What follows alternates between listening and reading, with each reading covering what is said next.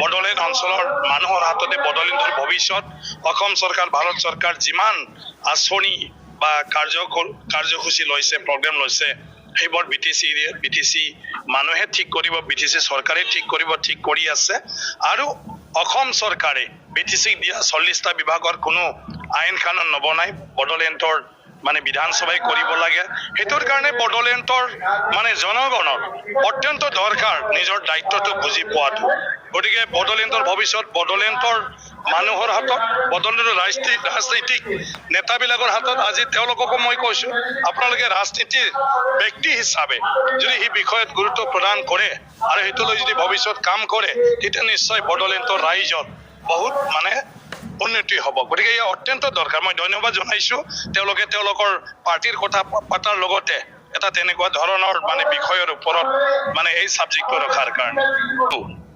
এটা দলীয় মানুহ গতিকে তেওঁলোকৰ দায়িত্বটো হলে এটা দলীয় হিচাপে দলীয় প্ৰাৰ্থীক বা এলায়েন্স হিচাপে এলায়েন্সৰ প্ৰাৰ্থীক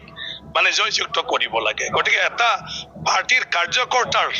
দায়িত্ব কি যে নিজৰ প্ৰাৰ্থীক যিকোনো প্ৰকাৰে জয়যুক্ত কৰাব লাগে যদি জয়যুক্ত কৰাব নোৱাৰে তেতিয়া ক্ষমতাত নাহে যদি ক্ষমতাত নাহে তেওঁলোকে যিবিলাক কথা পাতি থাকে পাৰ্টিৰ মজিয়াত সেইটো ৰাইজৰ ওচৰত কেতিয়াও মানে কৰি দিব নোৱাৰে লৈ যাব নোৱাৰে সেইটোৰ কাৰণে মই তেওঁলোকক কৈছো যেহেতু ৰাজনৈতিকভাৱে আপোনালোকে জীৱনটো এৰি দিলে নিজৰ ব্যক্তিগত কাম এৰি গতিকে ৰাজনৈতিকভাৱে এতিয়াৰ যিটো যুদ্ধ এই যুদ্ধত এনডি হিচাপে আপোনালোকে পিপল ভোটত জয়যুক্ত কৰাই লৈ যাব লাগে আৰু কি কয় মোদী ডাঙৰীয়া এতিয়া আজিৰ দিনটোত বিৰাট প্ৰাসংগিক সবকে লাগে তেৱে যেটো আন্তঃগাঁথনি মাত্ৰ নহয় বিভিন্ন উন্নয়নমূলক কাম কাজ নহয় ব্যক্তিগত জীৱনলৈকে উপকাৰ হ'ব পৰাকৈ বিভিন্ন প্ৰগ্ৰাম আঁচনি কৰিছে গতিকে এইটো ক্ষেত্ৰত বড়োলেণ্ডৰ সহযোগটো অত্যন্ত দৰকাৰ এটা চৰকাৰে যিকোনো আইন প্ৰণয়ন কৰিবলৈ ললে তাৰ পক্ষে বিপক্ষে কিছুমান কথা আহি যায় গতিকে সেইবোৰ চৰ্চা চলিব আৰু যদি সেইবোৰৰ কিবা গুৰুত্ব থাকে মই ভাবো নেক্সট যেতিয়া পাৰ্লিমেণ্ট হ'ব তাত এই বিষয়বোৰ উত্থাপন হলে কিবা যদি তেনেকুৱা বিশেষ আছে তো নিশ্চয় আকৌ সংশোধন কৰিব গতিকে আমাৰ দেশখনৰ মানে কিবাটো বিষয়টো সেইটো যেহেতু সংসদৰ মজিয়াত পাছ হৈ গ'ল বিল গতিকে এইটো এক্ট হিচাপে মানে সেইটো ইমপ্লিমেণ্ট কৰিবই লাগিব গতিকে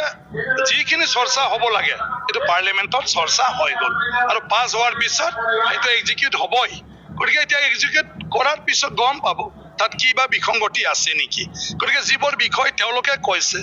এই বিষয়বিলাক যদি প্ৰেক্টিকেলি কিবা থাকিলে মই ভাবো নেক্সট পাৰ্লিমেণ্টত ইয়াৰ বিষয়ত আলোচনা কৰি সংশোধন কৰি পালে আৰু বেছি মানে উপযোগী কৰিব পাৰিব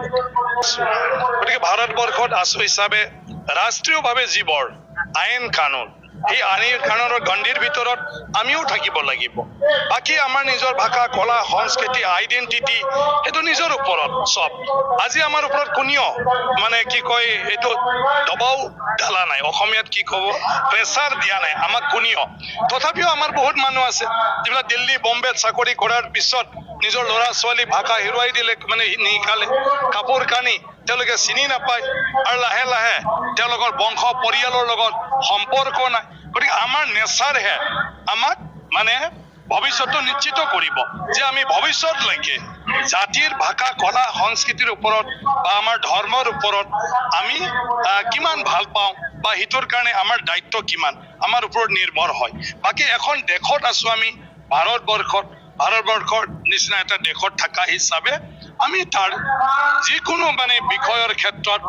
অলপ আমি মানে তেওঁলোকৰ লগত মিলি পালে আগবাঢ়ি যাবলৈ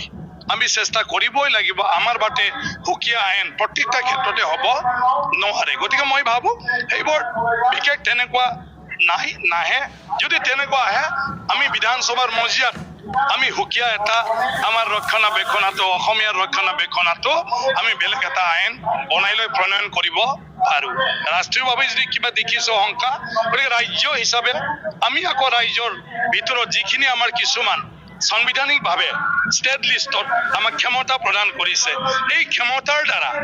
আমাক সুৰক্ষিত কৰাৰ ব্যৱস্থা আমি নিজেও ল'ব পাৰো মানে ইয়াত সঁচাকৈ ডাইৰেক্ট ইম্পেক্ট কি হ'ব যেটো শংকা কৰিছে আমি গোটেই এখন পঢ়ক তাত তেনেকুৱা ক'ৰবাত চুৰুঙা আছে নেকি যিটো ভয় কৰিছে এইটো সঁচাকৈ কিবা এটা হ'ব পাৰে মই ভাবো ভালদৰে যদি এইটো অধ্যয়ন কৰি ফালে কেইটামান পইণ্টও যদি আমি কৰি দিওঁ চেন্ট্ৰেল গভৰ্ণমেণ্টে নিশ্চয় পুনৰ এইখিনি পইণ্টত বিবেচনা কৰিব উত্তৰ পূৰ্বাঞ্চলৰ বুলি নহয় য'ত ইয়াত কিছুমান উত্তৰ পূৰ্বাঞ্চলৰ ৰাজ্যত এইটো এপ্লিকেবল নহয় তেনেকুৱা ধৰণৰ কিছুমানটো আছে কাৰোবাৰ ওপৰতো এইটো এপ্লিকেবল নহয় ধৰ্মৰ কিছুমান উল্লেখ কৰিছে কাৰোবাৰ ওপৰত এইটো এপ্লিকেবল নহয় মই কোৱা কথাটো এতিয়া সেইবোৰতো ময়ো পঢ়া নাই এখন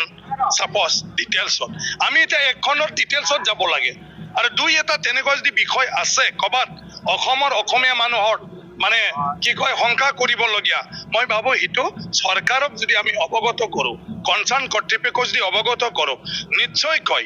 ইয়াৰ সংশোধনো হ'ব পাৰে